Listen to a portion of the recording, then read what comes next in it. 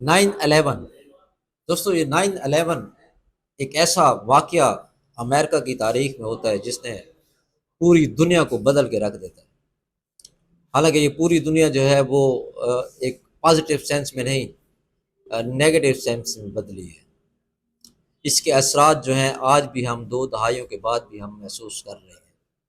اگرچہ یہ 9/11 کا ایک واقعہ بالکل ایک دہشت گردی کا ایک عمل تھا جس کی جتنی مذمت کی جائے کم ہے، لیکن دوستو ساتھ میں ہم نے یہ بھی دیکھنا ہے کہ اس دہشت گردی کے مقابلے میں جو مغربی طاقتوں نے اور ریاست ہائے متحدہ کی ریاست نے مل کر جن ملکوں پر چڑھائی کی اور جن مظلوموں کو انہوں نے مارا، وہ بھی اس دہشت گردی سے کم نہیں ہے۔ آج ہم بات کرنے والے ہیں 9/11 اور اس کے کانسیکوینسز پہ، کہ مجموعی خطے کی سیاست پر اس کے کیا اثرات مرتب ہوئے ہیں۔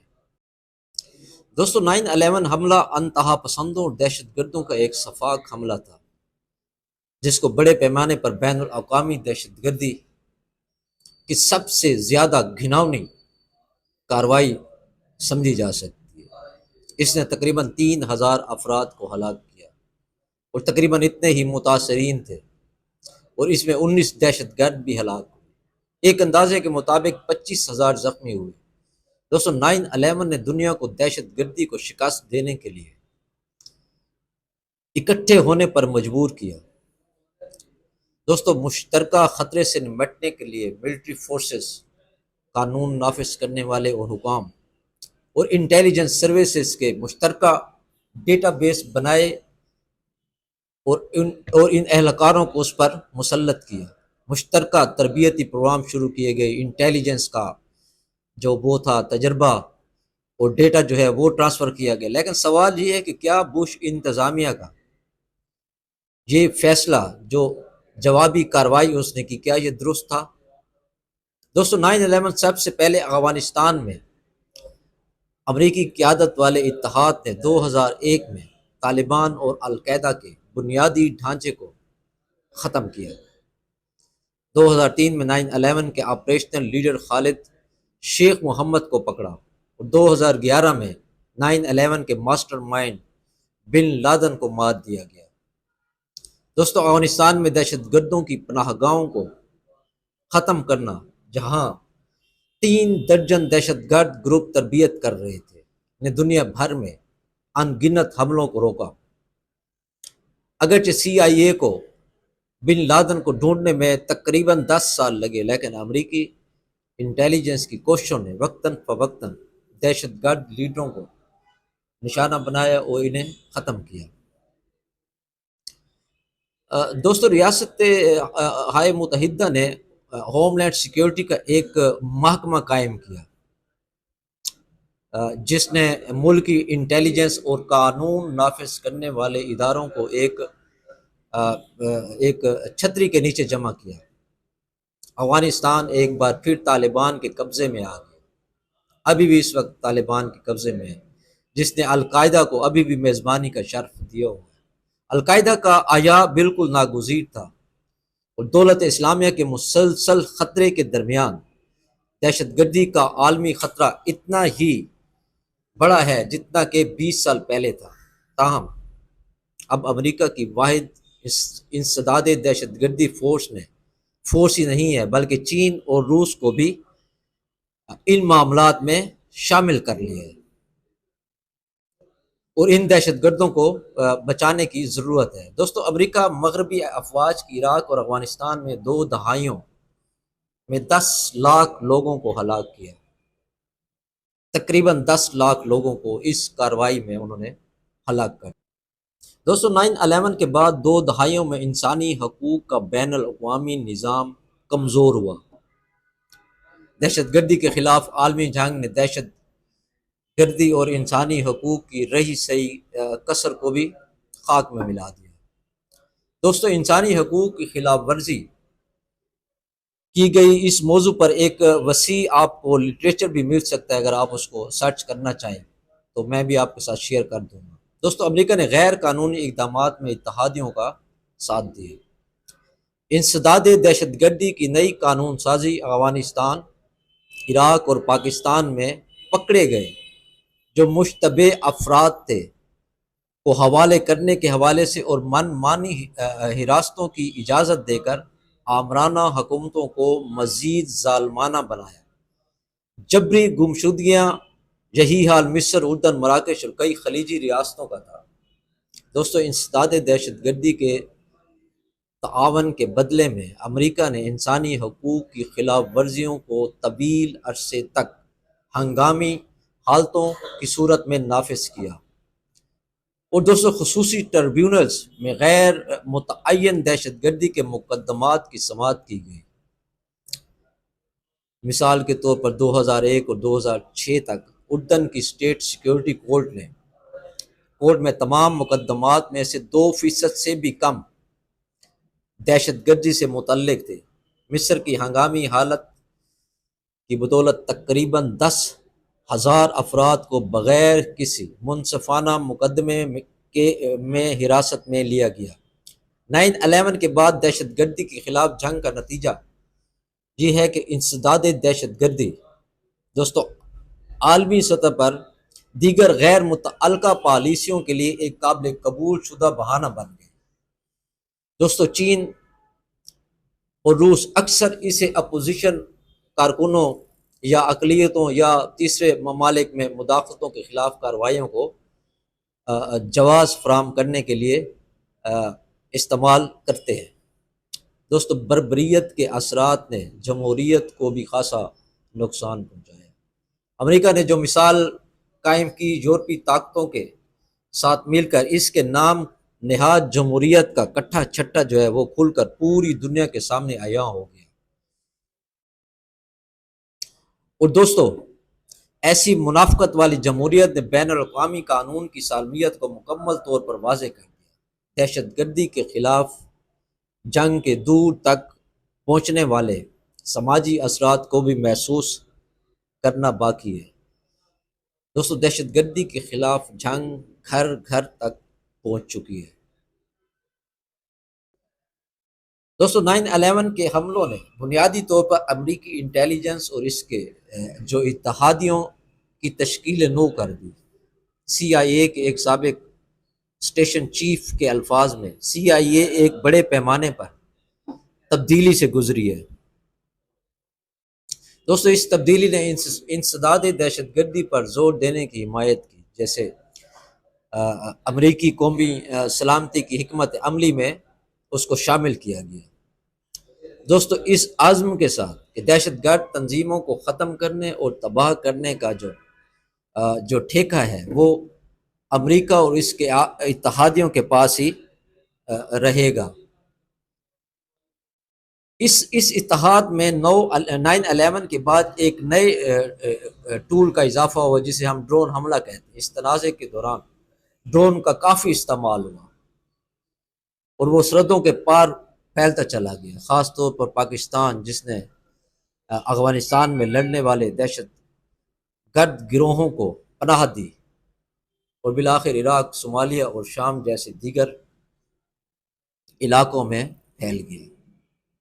دوستو اگرچہ امریکہ نے ڈرون ایجاد کی قیادت کی، لیکن یہ بہت سی دوسری ریاستوں کے انٹیلیجنس اور فوجی ہتھیاروں میں تیزی سے ان میں شامل ہوتا گیا، ان میں داخل ہوتا گیا، جیسے تجارتی اور تکنیکی رسائی میں اضافہ ہوا اور اخراجات میں کمی آئی۔